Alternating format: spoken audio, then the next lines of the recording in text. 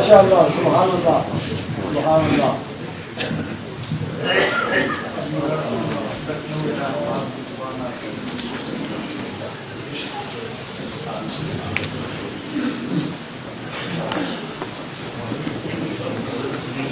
الحمدللہ الحمدللہ رب العالمین والصلاة والسلام علی سید الانبیاء والمرسلین وعلی آلہ واصحابہ وازواجہ وذریتہ اجمعین. اما بعد فاعوذ باللہ من الشیطان الرجیم. بسم اللہ الرحمن الرحیم. ان اللہ وملائکتہ یصلون علی النبی یا ایھا الذین آمنوا صلوا علیہ وسلموا تسلیما. اللہم صل وسلم وبارک علی سیدنا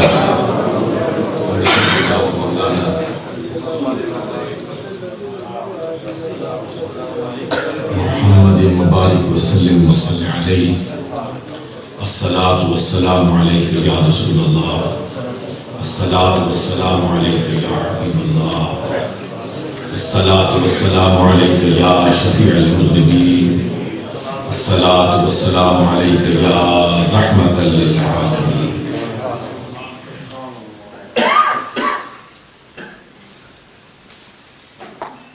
لائق سب عزت و احترام میرے اور آپ سب کے لیے واجب الاحترام گرامی مرتبت عزت مآب شیخ طریقت مشفق و محترم حضرت پیر سید شبیر علی شاہ صاحب دامت برکاتہ العالیہ، انتہائی قابل احترام حضرت مفتی منیر الزمان چشتی صاحب قدس العلی، محترم و مکرم پروفیسر ڈاکٹر محمد افضل جوہر صاحب، اللہ قاری صاحب، لائق سب تعظیم و تکریم سامعین محترم، اللہ کا شکر ادا کرتا ہوں. جتنا بھی شکر ادا کیا جائے کم ہے کہ آج ایک سال بعد پھر رب کریم نے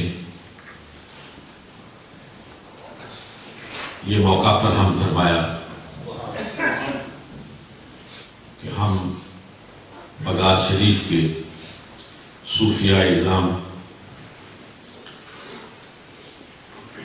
کی یاد منانے کے لیے، ان کے ذکر سے اپنے قلب و جگر کو گرمانے کے لیے اور ان کی تعلیمات سے بہرہ مند ہونے کے لیے اس محفل میں جمع ہوئے. میں شکر گزار ہوں، دل کی گہرائیوں سے ممنون کرم ہوں حضرت پیر صاحب مدد اللہ علیہ کا کہ انہوں نے نہایت کرم فرماتے ہوئے ہماری دعوت کو پذیرائی بخشی اور اپنی تشریف آوری سے اس مجلس کی رونق کو دوبالا فرمایا.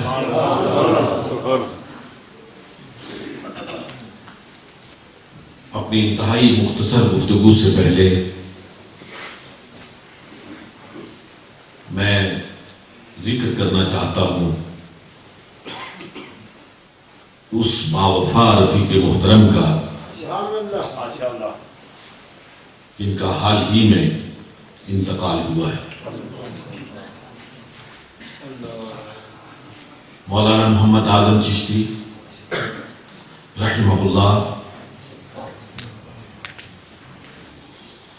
اعلیٰ اوصاف کے مالک تھے اور ان کی سب سے بڑی صفت خاص انتہائی خندہ پیشانی کے ساتھ مہمان نوازی تھی. جامع چشتیہ ہو یا برطانیہ میں کہیں اور ان سے ملاقات کا موقع ملا ہو، میں ان کی محبت، ان کی خندہ پیشانی اور ان کے خیر مقدمی جملوں کو کبھی فراموش نہیں کر سکوں گا۔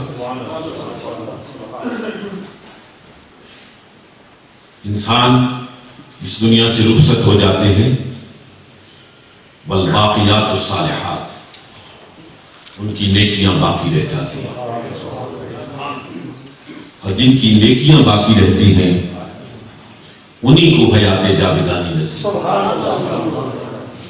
اللہ رب العالمین ان کی قبر پر اپنے انوار اور برکات کی برسات فرمائے، اور روز محشر شفیع المذنبین رحمت للعالمین جناب محمد رسول اللہ صلی اللہ علیہ وآلہ وسلم کی شفاعت حسنہ سے سرفراز۔ حضرات محترم، نوع انسانی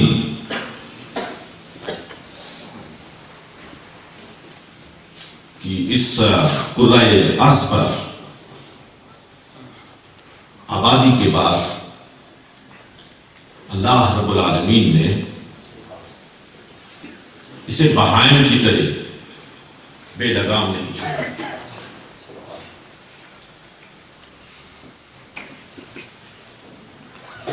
اللہ رب العالمین نے اسے، اس نوع انسانی کو بڑی تعظیم اور تکریم سے سرفراز کیا۔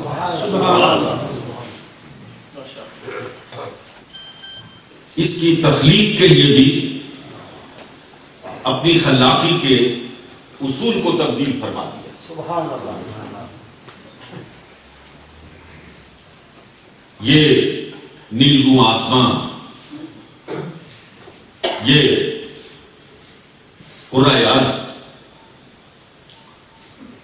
یہ ستارے، یہ سیارے، یہ سورج، یہ چاند، یہ سب جتنی بھی مخلوقات ہے، اللہ رب العالمین خود فرماتے ہیں کہ جب بھی کسی چیز کی تخلیق کا میں نے ارادہ فرمایا تو میں نے فرمایا کن فیکون، وہ وجود میں آ گئے۔ لفظ کن، اور پھر جیسے رب کی مشیت تھی ویسے اس کا وجود میں آنا۔ لیکن اللہ رب العالمین نے اس انسان کو، اس سے جو محبت ہے، اس انسان سے جو پیار ہے، اس انسان کی جو تعظیم ہے، جو تکریم ہے، اس کا لحاظ رکھتے ہوئے یہاں خلقت کے اصول کو تبدیل فرما دیا۔ جب انسان کی باری آئی تو فرمایا کہ وما خلقت بیدیک، سبحان اللہ، کہ میں نے اس انسان کو کن کہہ کر وجود نہیں بخشا، بلکہ اپنی قدرت کے دونوں ہاتھوں سے اسے تخلیق فرمایا۔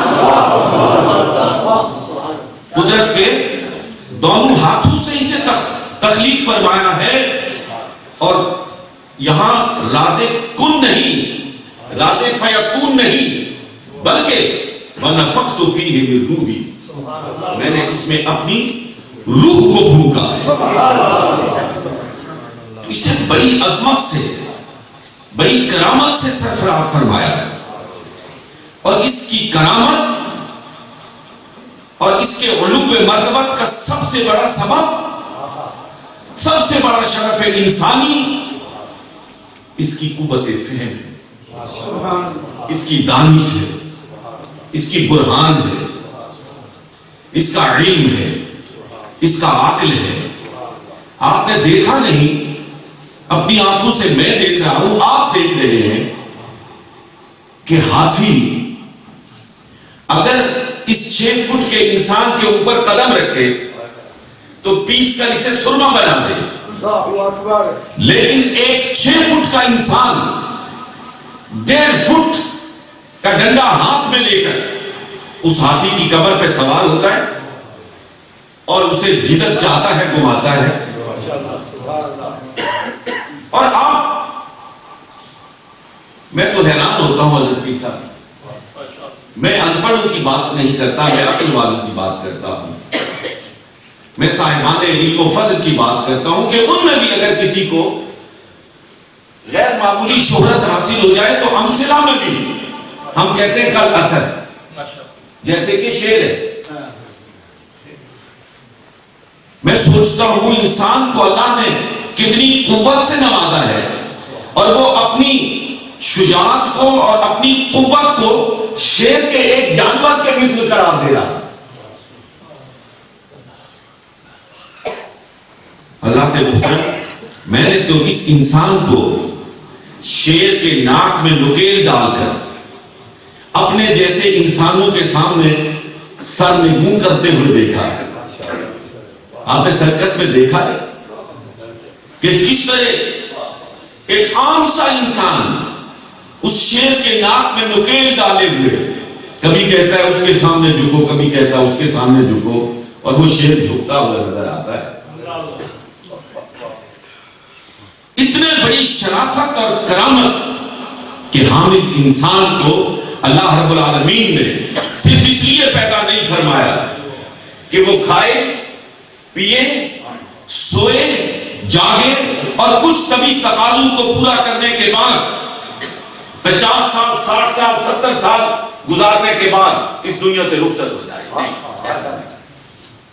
اس مرتبے کے کمال پر متمکن فرمانے کے بعد اس انسان کے لیے فرمایا کہ اے انسان، میں نے تجھے پیدا کیا ہے اور میں تجھے ضابطہ بتاتا ہوں کہ میں نے تجھے پیدا کیوں کیا ہے۔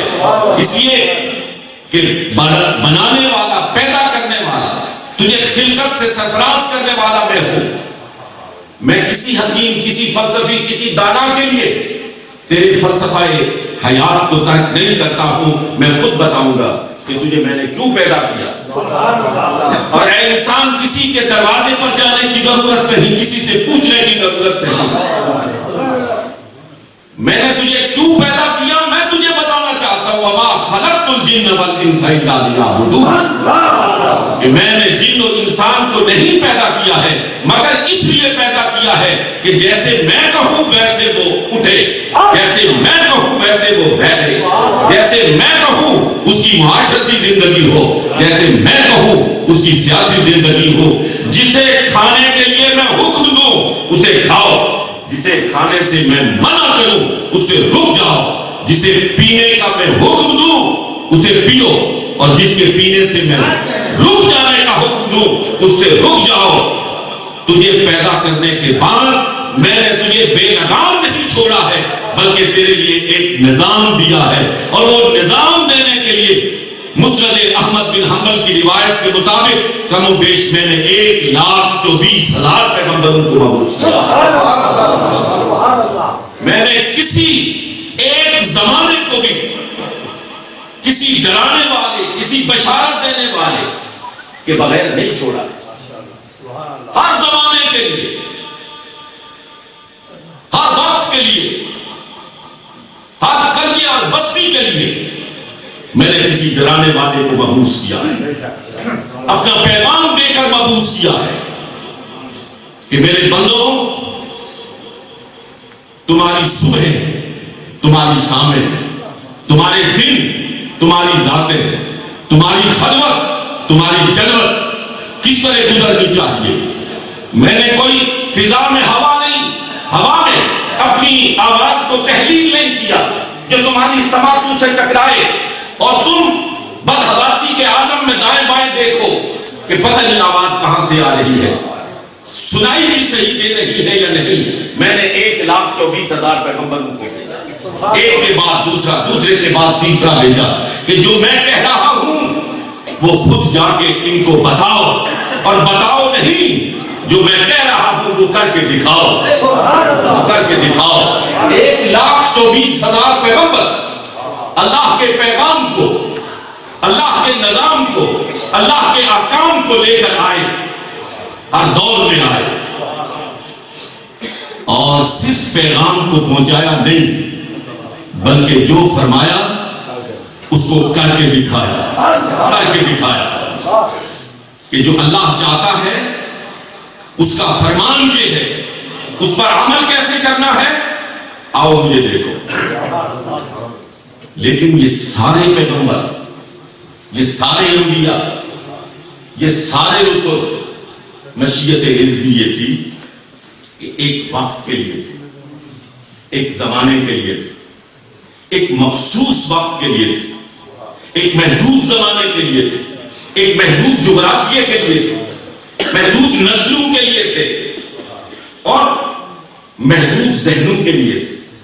جو ذہن انسانی ارتقاء کی منزلیں طے کر رہا تھا، اس کے ساتھ ساتھ پیغمبر اللہ کے احکام لے کر نازل ہو رہے ہیں۔ اس لیے کہ اللہ رب العالمین جتنی عقل دیتا ہے، جتنی فہم دیتا ہے، جتنی دانش دیتا ہے، اسی کے مطابق پھر عمل کا حکم دیتا ہے۔ جب ذہن انسانی ارتقاء کی منزلیں طے کرتا ہوا منزل کمال کو پہنچا تو پھر اس نبی کی باری آئی، اس پیغمبر کی باری آئی، اس پیغمبر اعظم و آخر کی باری آئی کہ پھر جو کسی قوم کا نبی نہیں، جو کسی جغرافیے کا نبی نہیں، جو کسی نسل کا نبی نہیں، کسی مخصوص زمانے کے لیے نبی نہیں، فرمایا میرے محبوبہ جس ذرے کا میں رب اس ذرے کا تو نبی، جہاں جہاں کا میں رب وہاں وہاں کا تو نبی۔ میری نبویت کا سلسلہ لامتناہی اور تیری نبوت کا سلسلہ لامتناہی۔ جب تک کوئی تجھے نہیں مانے گا میرا ماننا اس کے لیے مفید نہیں ہوگا۔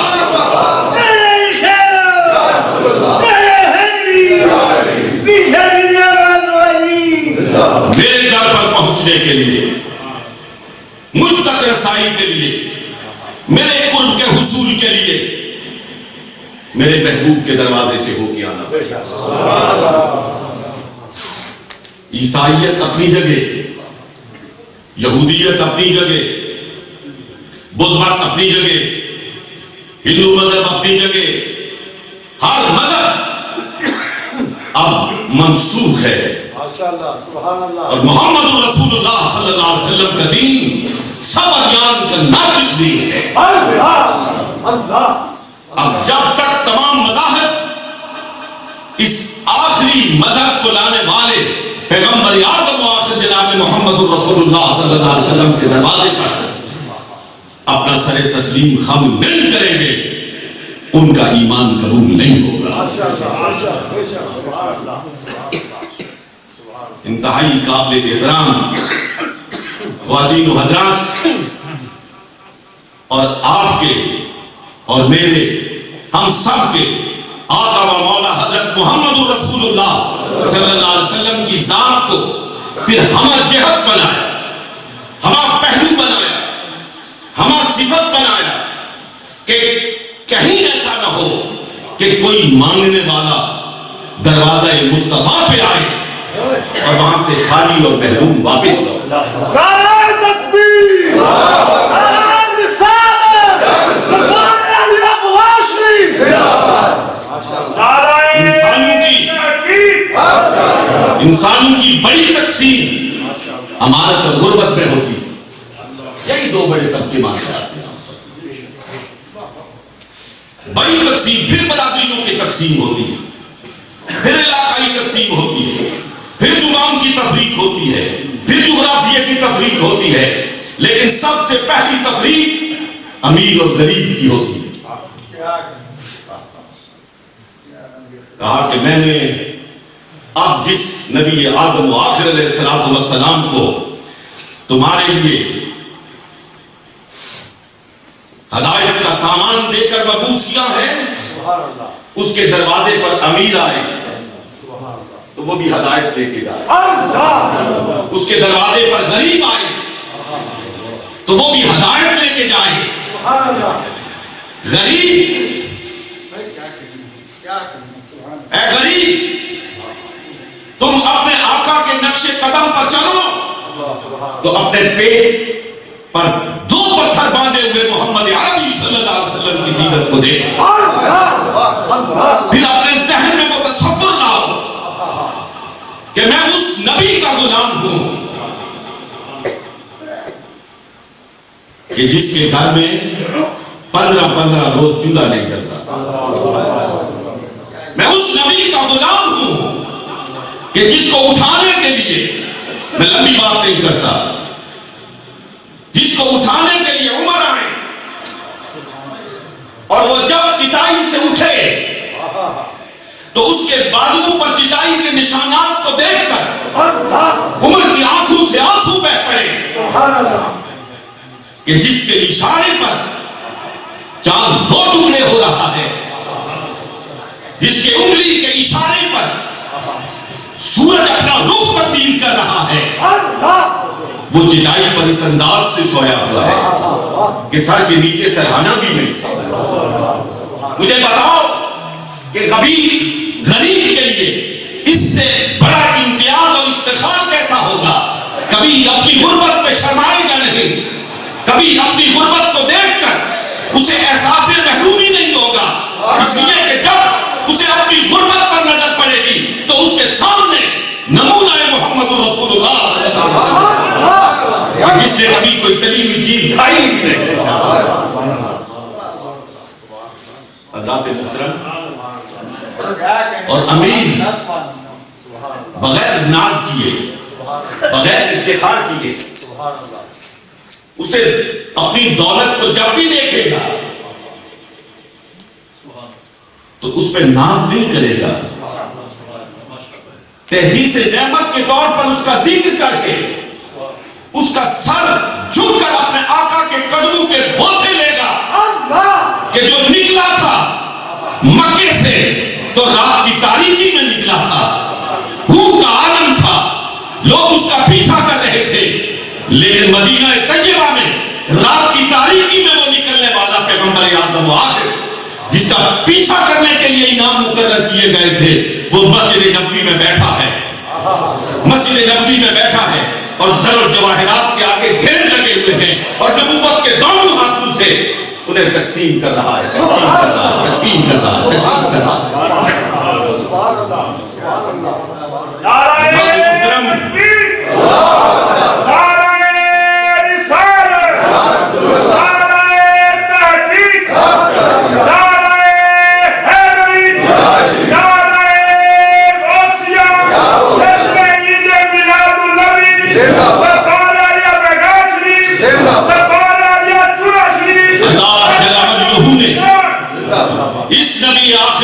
حضرت محمد رسول اللہ صلی اللہ علیہ وآلہ وسلم کے سر اقدس پر لقد کان لکم فی رسول اللہ اسوۃ حسنہ کا تاج سجایا. حضرات محترم، میں نے پہلے کہا اس آسمان ہدایت پر کم و بیش 1,24,000 نجم ہدایت چمکے، ہدایت کے ستارے چمکے، لیکن ابھی میرے محترم پروفیسر صاحب نے سراج المنیرہ کی بات کی تھی. جب سراج المنیرہ آیا، مجھے بتاؤ ایک بات، پی صاحب کی طلاقت لسانی کے بعد میں کیا جملات کروں گا. حضرات محترم، مجھے یہ بتاؤ کہ جب سورج طلوع ہوتا ہے، جب سورج طلوع ہوتا ہے تو کیا ستارے اپنی جگہ چھوڑ دیتے یا اپنی جگہوں پہ موجود ہوتے؟ جب سورج طلوع ہوتا ہے تو ستارے غائب ہو جاتے ہیں یا اپنی جگہوں پہ موجود ہوتے ہیں؟ کسی بھی ماہر فلکیات سے پوچھ لیجئے، ستارہ جہاں ہوتا ہے وہیں ہوتا ہے، لیکن جب سورج طلوع ہوتا ہے تو اس کی چکا چوند روشنی میں ان کی روشنی اتنی مانگ پڑ جاتی ہے کہ دیکھنے والے سمجھتے ہیں کہ وہ آسمان سے غائب ہو گئے. غائب نہیں ہوتے، موجود ہوتے ہیں، لیکن سورج کے سامنے ان کو تاب نہیں ہوتی، ان کی چمک دمک مانگ پڑ جاتی ہے. ماہر القادری نے یہی خوبصورت بات کہی تھی کہ تاروں سے کہہ دو کوچ کرو، تاروں سے کہہ دو کوچ کرو، اب خورشید منور تاروں سے کہہ دو کوچ کرو، اب خورشید منور آتے ہیں. قوموں کے پیغمبر تو آ چکے، اللہ قوموں کے پیغمبر تو آ چکے، اب سب کے پیغمبر آتے ہیں۔ داروں سے کہہ دو پوچھ کرو، اب خورشید منور آتے ہیں۔ قوموں کے پیغمبر تو آ چکے، اب سب کے پیغمبر آتے ہیں۔ حاضرین محترم، جتنی پیغمبران اعظام نے صفات حسنہ بیان کی ہے، وہ ساری کی ساری صفات حسنہ ایک ذات میں جمع ہو کر ہمارے سامنے آ گئی ہے۔ اور عاشق نے بہت خوبصورت بات کہی ہے کہ اگر 1,24,000 پیغمبروں کو جمع کیا جائے، ان کی صفات حسنہ کو جمع کیا جائے تو ایک ذات بنتی ہے۔ اگر حضرت آدم سے لے کر عیسیٰ علیہ السلام تک سب کو جمع کیا جائے، سب کا ایک گلدستہ تیار کیا جائے، اس گلدستے کا نام محمد ہے صلی اللہ علیہ وسلم۔ اور جب ذات مصطفیٰ کو کھولا جائے، جب اس گلدستے کو کھولا جائے تو پھر 1,24,000 پیغمبر بنتے ہیں۔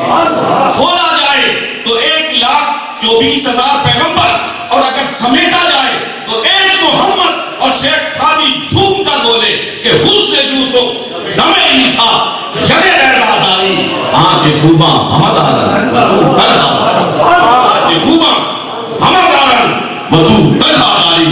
محمد رسول اللہ صلی اللہ علیہ وسلم کی ذات بالا صفات تمام حسن کا، تمام صفات حسنہ کا، تمام کمالات کا،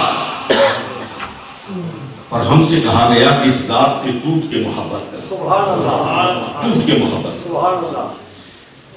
اے برطانیہ میں رہنے والے میرے نوجوان بیٹوں اور بھائیوں، میں آپ کی خدمت میں یہ عرض کرنا چاہتا ہوں، خاص طور پر میں آپ سے مخاطب ہوں، اس مغرب کی فسون زدہ فضاؤں میں سانس لے رہے ہو، لیکن کیا ہوا؟ بہکے تو ہو کہ جس کے سامنے محبت کرنے کے لیے کوئی موجود نہ ہو، بہکے تو وہ جس کے سامنے کوئی سراپائے حسن نہ ہو، بہکے تو وہ جس کے سامنے حسن و جمال کا کوئی مرکب موجود نہ ہو۔ تمہارے سامنے تو وہ آئیڈیل موجود ہے کہ نہ حسن میں اس کا کوئی مقابلہ کر سکتا ہے، نہ صفات میں اس کا کوئی مقابلہ کر سکتا ہے۔ دو چیزوں سے محبت ہوتی ہے، دو چیزوں سے محبت ہوتی ہے، یا جمال سے محبت ہوتی ہے یا کمال سے محبت ہوتی ہے، یا جمال سے خوبصورتی سے محبت ہوتی ہے یا کسی کی صفت سے، کسی کی خوبی سے محبت ہوتی ہے۔ نہ مصطفیٰ جیسا چہرہ کسی نے پایا ہے، نہ مصطفیٰ جیسی صفت کسی کے اندر موجود ہے۔ تمہیں کسی اور سے محبت کرنے کی ضرورت کیا ہے؟ کسی اور سے محبت کرنے کی ضرورت کیا ہے؟ اگر حسن دیکھنا ہے، اگر جمال زیبا دیکھنا ہے، اگر کسی کی رخ زیبا پہ اپنے آپ کو مر مٹا دینا ہے، تو تمہارے سامنے سراپا محمد مصطفیٰ موجود ہے۔ ایک دفعہ حضرت سیدہ طیبہ عائشہ صدیقہ رضی اللہ تعالی عنہا سے کچھ صحابیات نے پوچھا، نعرہ تکبیر، نعرہ رسالت، سلطنہ و نشان۔ صحابیات نے پوچھا کہ اے محرم رازدان مصطفیٰ صلی اللہ علیہ وسلم، ہم نے قرآن پاک میں حسن یوسف کا تذکرہ پڑھا ہے کہ جب جناب یوسف علیہ السلام اپنے چہرے سے نقاب اٹھا کے زنان مصر کے سامنے آئے، ان کے ہاتھوں میں پھل تھے، چھری تھی، وہ پھلوں کو کاٹنے کے بجائے حسن یوسف میں اتنی مستغرق ہوئی کہ اپنی انگلیاں کاٹ رہی تھی۔ وَقَطَعْنَ أَيْدِيَهُنَّ، وہ اپنے ہاتھوں کو کاٹ رہی تھی اور کہہ کیا رہی تھی؟ وَقُلْنَا حَاشَ لِلَّهِ مَا هَذَا بَشَرًا إِنْ هَذَا إِلَّا مَلَكٌ كَرِيمٌ، یہ تو کوئی انسان ہے ہی نہیں۔ اس قدر حسن یوسف میں مستغرق ہوئی کہ انہوں نے پھلوں کے بجائے انگلیوں کو کاٹنا شروع کر دیا، لیکن انگلیوں کے کٹنے کا انہیں احساس نہیں ہو رہا۔ یہ تو حسن یوسف کی بات ہے۔ آپ ذات مصطفیٰ کی رازدان ہیں، دوسرے محمد سے متعلق ہمیں حضرت عائشہ صدیقہ رضی اللہ تعالی عنہا کی آنکھوں میں آنسو ڈبڈبائے اور ارشاد فرمایا کہ زنانے مصر نے حسن یوسف کو دیکھا، اپنی انگلیوں کو کاٹ دیا، قسم ہے رب ذوالجلال کی جس کے قبضہ قدرت میں محمد کی جان ہے، اگر محمد بے نقاب ہو کر سامنے آ جائے تو لوگ انگلیاں نہیں اپنے جگر پھاڑ کے آپ کے قدموں میں حضرت غالباً اسی پہ بھڑکے تھے اور بھڑک کے کہا تھا حسن یوسف پہ کٹی مصر میں انگشت زنا، حسن یوسف پہ کٹی مصر میں انگشت زنا، سر کٹاتے ہیں تیرے نام پہ مردان عرب، سر کٹاتے ہیں تیرے نام پہ مردان عرب، اور کٹاتے بھی کیسے ہیں، کس فخر کے ساتھ، کس مباحات کے ساتھ، کس تحریص نعمت کے ساتھ۔ آپ نے کئی مرتبہ جید علماء سے یہ سنا ہوگا، احد میں خاتون کا بھائی مر گیا، شہید ہو گیا، باپ شہید ہو گیا، بیٹا شہید ہو گیا، خامد شہید ہو گیا، اور واپسی پر ایک ایک کی خبر سنتی ہے، لیکن پوچھتی ہے مجھے بھائی کا نہ بتاؤ، مجھے بیٹے کا نہ بتاؤ، مجھے خامد کا نہ بتاؤ، مجھے باپ کا نہ بتاؤ، مجھے بتاؤ میرے آقا کیسے ہیں۔ اور جب خبر ملتی ہے کہ سرکار حیات ہے، سرکار زندہ و سلامت ہے، اتنے میں ناقہ مصطفیٰ کو دیکھتی ہے، حضور کی سواری کو دیکھتی ہے، بھاگتی ہے اور قدم مصطفیٰ کو چوم کر کہتی ہے یا رسول اللہ صلی اللہ علیہ وسلم کل مصیبت بعدک جلل یا رسول اللہ صلی اللہ علیہ وسلم، آپ کے ہوتے ہوئے ساری مصیبتیں ہیں۔ مسلمان بچوں، میرے بیٹوں، میرے عزیز بھائیوں اور میرے بزرگوں، یہ ہے وہ انداز محبت کہ سرکار علیہ السلام کی ذات کے ساتھ وہ محبت ہونی چاہیے، وہ عقیدت ہونی چاہیے کہ جان جاتی ہے تو جائے، مال جاتا ہے تو جائے، برطانیہ کا ویزا جاتا ہے تو جائے، لیکن محمد رسول اللہ صلی اللہ علیہ وسلم کی حرمت پر، آپ کی عزت پر سب کچھ نثار کرنے کے لیے مرد مومن تیار ہے۔ خدا کی قسم، اگر اس جذبے سے میں سرشار ہو جاؤں، اس جذبے سے آپ سرشار ہو جائیں، قدوم محنت لزوم سے لگی ہوئی خاک کو چوم کر اپنی زندگی کا سفر طے کرنا شروع کر دیں، ہمیں کوئی نہیں مارے گا، ہمیں کوئی نہیں مارے گا۔ جو مرنے کے لیے تیار ہوتے ہیں انہیں کوئی نہیں مارتا ہے، جو ہر دم موت سے ڈرتے ہیں مار بھی انہی کو پڑا۔ میرے انتہائی نوجوان دوستوں اور بیٹوں، آپ کے نبی، آپ کے آقا و مولا جناب محمد رسول اللہ صلی اللہ علیہ وسلم اس کائنات کے لیے سراپا رحمت بنا کر مبعوث کیے گئے، صرف انسانوں کے لیے نہیں، صرف جنوں کے لیے نہیں، یا آسمان کی مخلوق ہو، زمین کی مخلوق ہو، فضا کی مخلوق ہو، تحت الثری کی مخلوق ہو، ما سوی اللہ کائنات کی ہر شے کے لیے، ہر شے کے لیے، ہر شے کے لیے جناب محمد رسول اللہ صلی اللہ علیہ وسلم کو رحمت بنا کر مبعوث کیا گیا۔ حضور کی رحمت کا تقاضا یہ ہے کہ غلامان محمد بھی محمد رسول اللہ صلی اللہ علیہ وسلم کے یہ نوجوان بیٹے، یہ نوجوان غلام، یہ نوجوان امتی جدھر سے جائیں تو رحمت کی خوشبو آئے، رحمت کی خوشبو آئے، جدھر سے گزرے محبت کی خوشبو آئے۔ خدا کی قسم، جس معاشرے میں سرکار علیہ السلام تشریف لائے تھے وہ تو خون آشام معاشرہ تھا، وہاں تو صرف اونٹ کو پہلے تو نے پانی کیوں پلایا، تو نے بعد میں کیوں پلایا، لڑائی کا سلسلہ شروع ہوتا تھا اور ایک 100 سال تک لڑائیاں جاری رہتی، نسل بعد نسل لڑائیاں جاری رہتی۔ اس معاشرے میں محمد رسول اللہ صلی اللہ علیہ وسلم کو رحمت للعالمین بنا کے مبعوث کیا گیا۔ اور وہ جو ایک دوسرے کی جان کے دشمن تھے، قتل و غارت جن کا محبوب مشغلہ تھا، اور یہ چوری چکاری جن کی معیشت ہوا کرتی تھی، میں صرف دو باتیں کہنا چاہتا ہوں جو ایک دوسرے کے قتل کے در پہ تھے۔ دوستان محترم، مواخات مدینہ کی مثال تاریخ کے صفحات پر کہیں اور نظر نہیں آتی۔ جب حضور مکے سے ہجرت کر کے مدینہ طیبہ گئے تو ایک مدنی کو اور ایک مکی کو آپس میں بھائی بنایا، ایک مدنی کو ایک مکی کو آپس میں بھائی بنایا، اور وہ اس طرح بھائی بنے کہ اپنے بازو سے، اپنے ہاتھ سے دوسرے مکی بھائی کے بازو کو پکڑا، اپنے گھر پہ لے کے گئے اور کہا آدھا گھر میرا آدھا تیرا، آدھا مال میرا آدھا تیرا۔ اور ایک صحابی رسول کی محبت نے جوش مارا، کہا میری دو بیویاں ہیں، اگر تو کہے ایک کو طلاق دے دو تو اس سے نکاح کر۔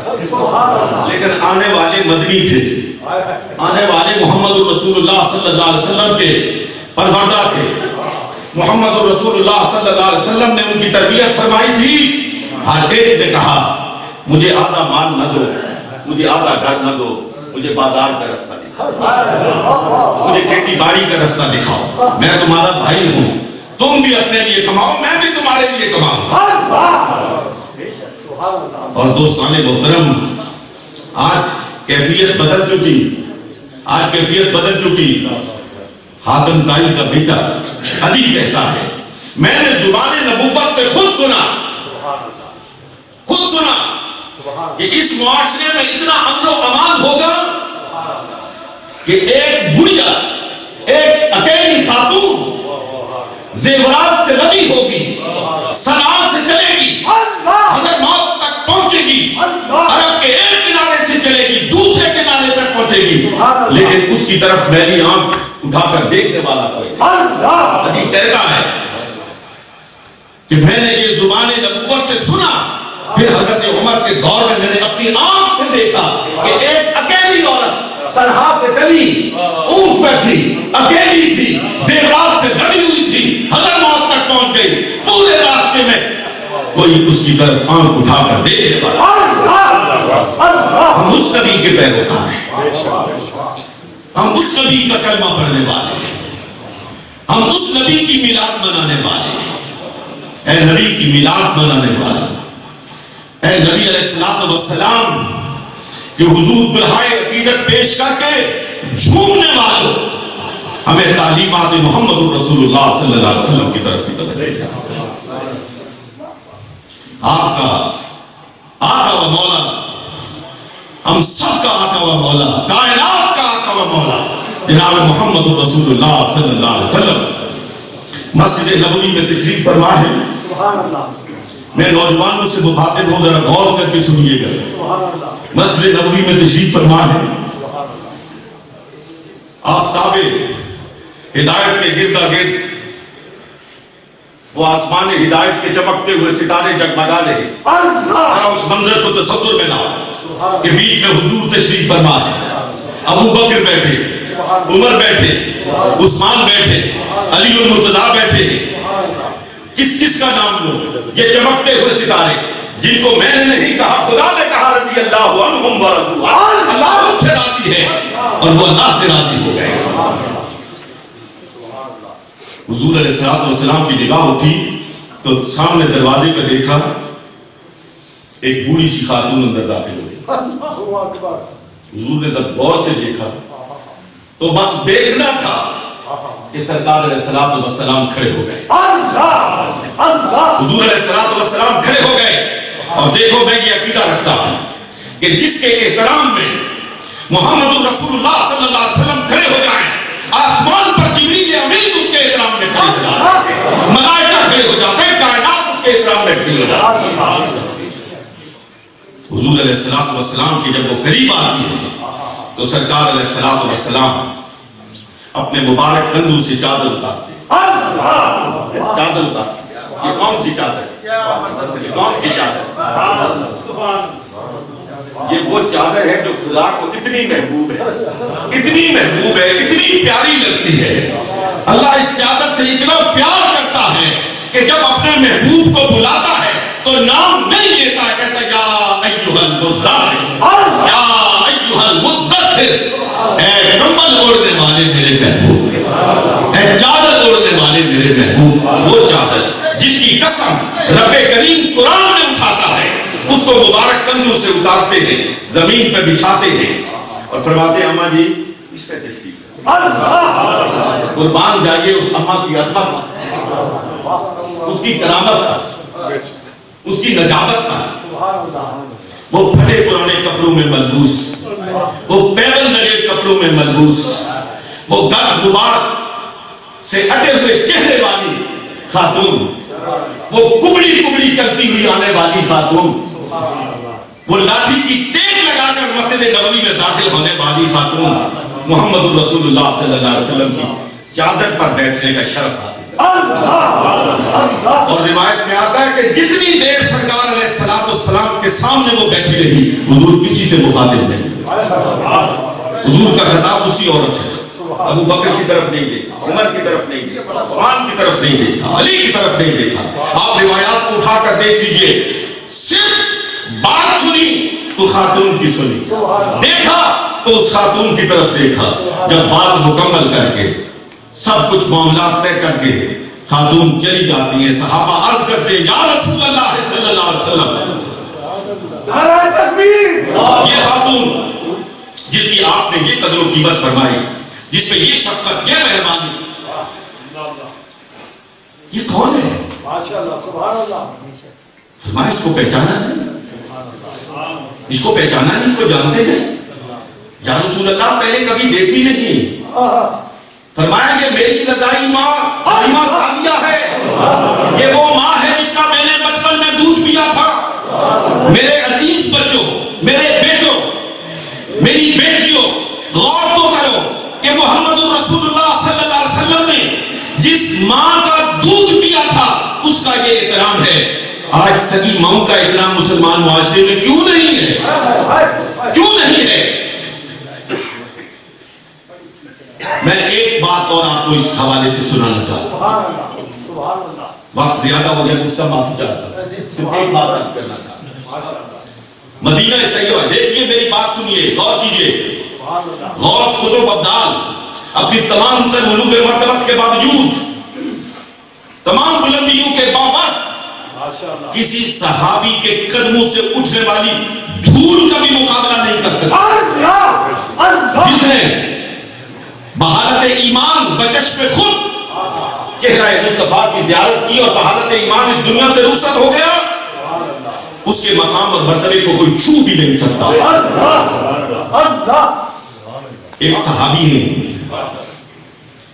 ان کی نزا کی کیفیت ہے، 3 دن ہو گئے نزا کی کیفیت میں مبتلا، 3 دن ہو گئے نزا کی کیفیت میں مبتلا ہے. صحابی رسول، جان نکل لیں گے، مشکل سے 2-4 صحابہ کرام رضوان اللہ تعالی علیہم اجمعین بارگاہ رسالت مآب میں حاضر ہوتے ہیں. یا رسول اللہ صلی اللہ علیہ وسلم، آپ کا غلام ہے، 3 دن سے بڑی مشکل کیفیت سے 2-4 ہے، کرم فرمائیے. حضور تشریف لاتے، کھڑے ہوتے، ایک لمحے کے لیے توقف فرمایا، اس کے ماں باپ میں سے کوئی زندہ ہے؟ عرض کیا گیا یا رسول اللہ صلی اللہ علیہ وسلم اس کی ماں زندہ ہے. فرمایا جا کے اسے کہو کہ اسے معاف کرے، اسے معاف کرے. صحابہ میں سے کچھ حضرات بھاگے ہوئے اس کی ماں کے پاس پہنچے، کہا حضور نے حکم دیا ہے یا مشورہ دیا ہے؟ حکم دیا ہے تو پھر تو ٹھیک، اگر مشورہ دیا تو میں اس کو معاف نہیں کرتا. انہوں نے کہا کیوں نہیں کرتی؟ معاف نہ کرنے کا سبب کیا ہے، وجہ کیا ہے؟ اب اس سبب پر، اس وجہ پر غور فرمائیے. سبب یہ ہے کہ یہ اور اس کی بیوی دونوں باتیں کر رہے ہوتے تھے. ہمیں ساتھ ساتھ اپنے غریبانوں میں جھانکنا چاہیے.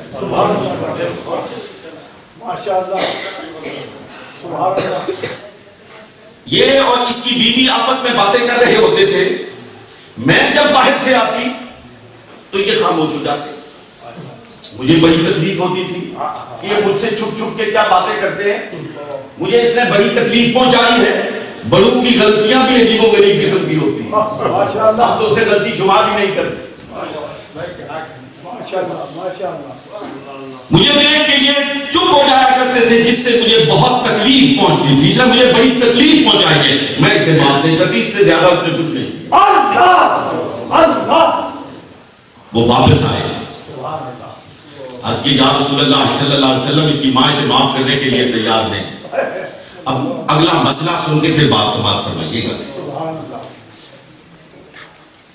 کسی انسان کو زندہ یا مردہ جلانا یا اس کا مسئلہ کرنا, اس کے اعضاء کو کاٹنا اسلام میں حرام ہے. کسی کو جلانا زندہ حالت میں, مردہ حالت میں, یا اس کا مسئلہ کرنا, اس کے اعضاء کو کاٹنا, یہ حرام ہے. کیوں حرام ہے؟ لیکن حضور علیہ السلام نے ایک حکیمانہ عمل اختیار فرمایا. ارشاد فرمایا اگر اس کی ماں اس کو معاف کرنے کے لیے تیار نہیں ہے تو پھر لکڑیاں اکٹھی کرو, اس پہ تیل چھڑکو, آگ لگاؤ اور اسے اٹھا کے اس کے اوپر رکھو. اب یہ سننا تھا کہ ایک صحابی بھاگے اور اس کے گھر پہنچے اور اس کی ماں سے جا کے کہا سرکار نے یہ حکم صادر فرما دیا. کہا حضور نے یہ فرما دیا. کہا ہاں حضور نے یہ فرما دیا. وہاں سے بھاگی. ماں کی ممتا کو جوش دلانا مقصود تھا, حکم دے کے نہیں, تدبیر اختیار کر کے بھاگتی ہوئی آئی اور حضور کے قدموں میں گر کر کہا یا رسول اللہ میں نے اسے معاف کیا, یا رسول اللہ میں نے اسے معاف کیا. اس کی زبان سے یہ معافی کے الفاظ نکلنے تھے. صحابی رسول نے اپنی آنکھیں کھولی, چہرہ مصطفیٰ کی زیارت کی اور پڑھا اشہد ان لا الہ الا اللہ و اشہد ان محمدن عبدہ و رسولہ, اور اپنی جان آخری کے سپرد کر. مسلمانوں, ہمارے لیے آئیڈیل ذات, ہمارے لیے نمونے کی ذات محمد الرسول اللہ صلی اللہ علیہ وسلم کی ذات. یہ جو 4 نام آپ کو لکھے ہوئے نظر آتے ہیں, یہ جو پیر صاحب کے آپ قدم چومتے, ان کے ہاتھ چومتے, ان صوفیاء کے یہ زندہ ہوں تو آپ ان کے قدموں کے بوسے لیتے ہیں. اس دنیا سے رخصت ہوں تو آپ ان کی قبروں کے بوسے لیتے ہیں. کیوں؟ ان کے ساتھ آپ کا کوئی نسبی رشتہ ہے یا آپ کے چاچے, مامے, بھتیجے, بھانجے کیا لگتے ہیں؟ کون سی محبت جوش مارتی ہے کہ آپ ان کی قبروں پر پڑے ہوئے ریت کے ذروں کو اپنی آنکھوں کا سرما بناتے ہیں؟ کیوں؟ خدا کی قسم انہوں نے ساری زندگی خاکے پائے مصطفیٰ کو اپنی آنکھوں کا, آپ ان کو نہیں چومتے ہیں, آپ خاکے پائے مصطفیٰ کو چومتے ہیں. خاکے پائے مصطفیٰ کو جو میں نے حضرت, میں نام نہیں لوں گا, بغار شریف میں ایک مرتبہ ان کے دادا حضرت مولانا محمد الہی رحمۃ اللہ علیہ, انہوں نے مزار شریف کے اندر داخل ہوئے تو بڑے خواجہ عبد الرحمن اپنے مرشد گرامی کی پائیتی کو بوسہ دیا. وہاں ایک بزرگ بیٹھے ہوئے, انہوں نے دیکھ لیا. انہوں نے اوپر حضرت صاحب رحمۃ اللہ علیہ تشریف فرما تھے اپنے حجرہ میں, تو جب وہ بھی مولانا محمد الہی صاحب وہاں تشریف لائے تو تھوڑے وقفے کے بعد انہوں نے سوال کیا کہ حضرت قبر کو بوسہ دینا جائز ہے؟ تو اب کیا کہیں کہ ان کے دل میں کون سا گوشی کرتا ہے؟ حضرت نے خود جواب نہیں دیا, فرمایا مولانا آپ جواب دیں, آپ جواب دیں. تو مولانا محمد الہی صاحب نے فرمایا مجھے معلوم نہیں تھا کہ آپ وہاں تشریف فرما ہیں, اور ساتھ ہی یہ کہا واللہ باللہ ثم اللہ, میں نے قبر کو بوسہ نہیں کیا. آپ تو دیکھ رہے تھے میں نے قبر کو بوسہ دیا ہے, میں نے تو اپنے شیخ کے قدموں کو بوسہ دیا, میں نے تو اپنے شیخ کے قدموں کو بوسہ دیا. یہ اور دنیا ہے دوستان. ان صوفیاء کے ساتھ محبت کا واحد سبب کہ یہ اللہ کے احکام کے پابند، ان کی صبح ہے، ان کی شام ہے، ان کے دن اور رات، ان کی خلوت اور جلوت، اللہ اور اللہ کے رسول کے حکم کے تابع رہی۔ ہمیں ان گھڑیوں سے محبت ہے، ہمیں ان صبحوں اور شاموں سے محبت ہے جو اللہ کی یاد میں گزری، ہمیں ان راتوں سے محبت ہے جو اللہ کے ذکر سے مانے تھی، ہمیں ان دنوں سے محبت ہے جن دنوں میں کبھی یہ چاشت پڑھتے ہوئے نظر آتے، کبھی یہ اشراق پڑھتے ہوئے نظر آتے، کبھی یہ تلاوت کرتے ہوئے نظر آتے، کبھی یہ ظہر کے لیے جاتے ہوئے نظر آتے، کبھی یہ عصر کے لیے، کبھی مغرب، کبھی عشاء، اور پھر ذکر اللہ، کبھی تسبیح گھماتے ہوئے، کبھی قرآن کی تلاوت کرتے ہوئے۔ میں نے اپنے حضرت رحمت اللہ علیہ، حضرت پیر صاحب، میں اس میں کوئی مبالغہ نہیں کر رہا ہوں، ان کا دائیں ہاتھ جو ہے، اگر جو ان کے ساتھ ملنے والے ہیں وہ تھوڑی دیر کے لیے ان کے سراپا کو سامنے رکھ کر غور فرمائیں تو شاید ان کی نظر ان کے دائیں ہاتھ پہ پڑے۔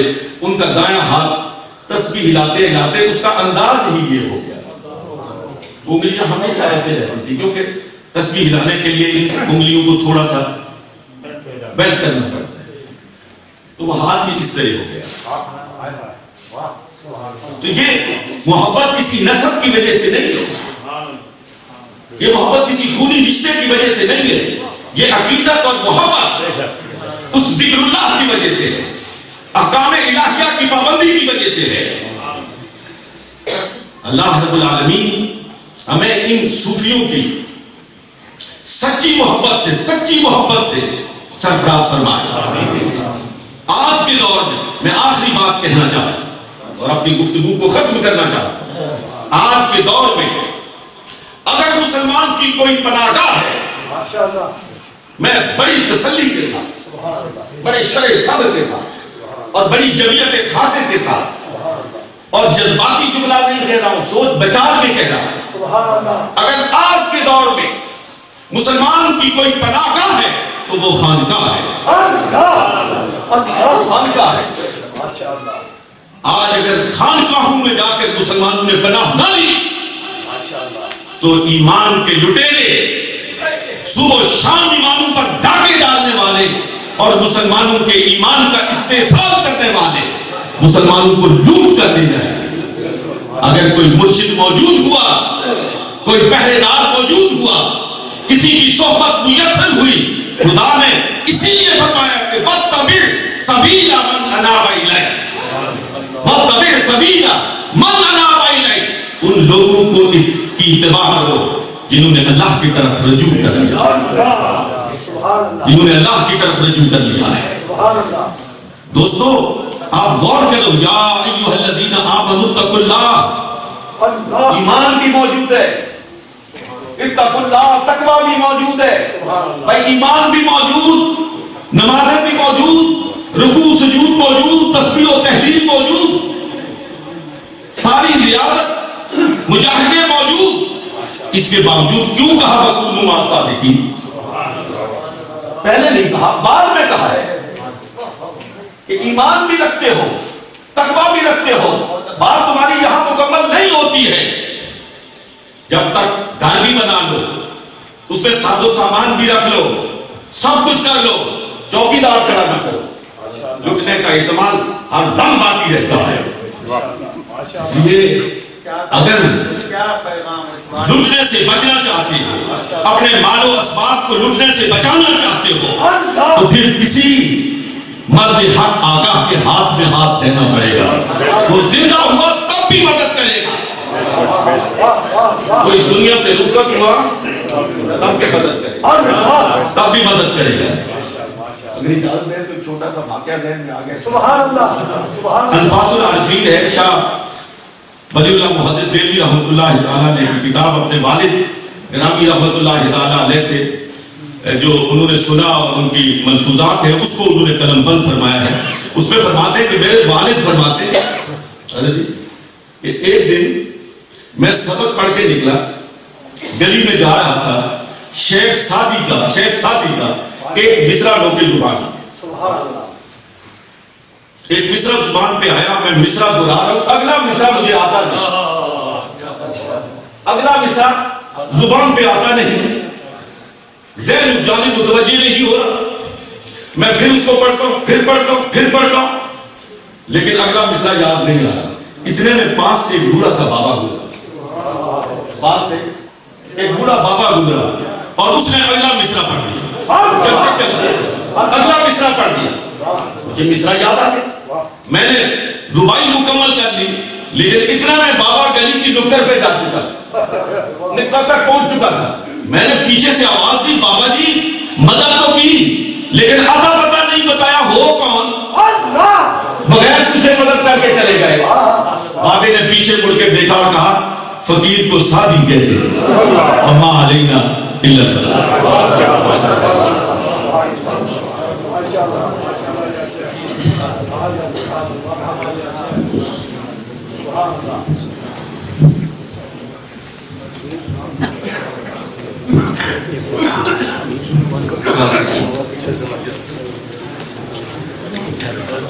ساتھ اسلام کے لیے تمام حضرات کریں مصطفیٰ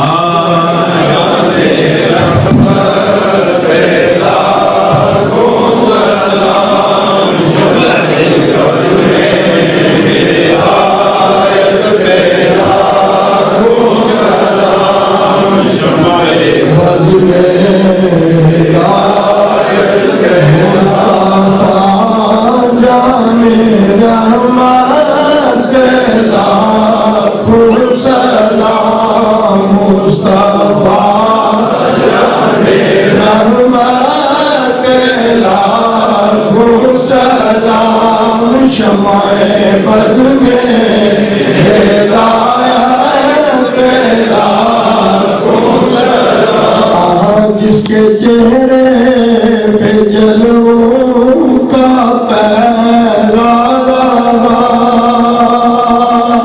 نجموں طا کی جرمت میں چہرہ رہا، حسن جس کا ہر کی چھب میں گہرا رہا، جس کے ماتھے شفقت کا سہرا رہا، اس جبی نے سعادت پہ لاکھوں سلام، مصطفیٰ جانے رحمت پہ لاکھوں سلام، شمائے بز میں ہدایت پہ لاکھوں سلام، بھیڑ میں چوم لی شاہ کی جالیاں، بھیڑ میں چوم لی شاہ کی جالیاں، بھیڑ میں چوم لی شاہ کی جالیاں، اے نظر تیری ہمت پہ لاکھوں سلام، مصطفیٰ جانے رحمت پہ لاکھوں سلام، شمائے بز میں ہدایت پہ لاکھوں سلام، کیجئے بند آنکھیں نصیر اور پھر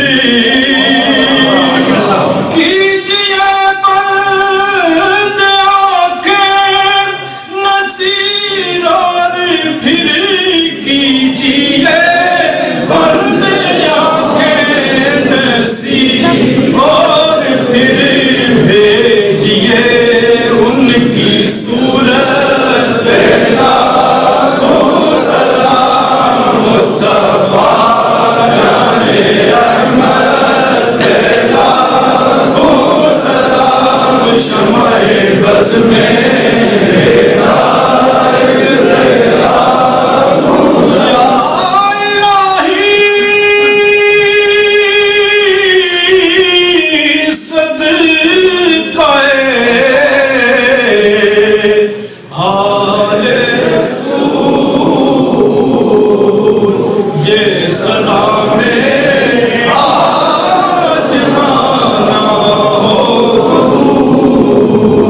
رسول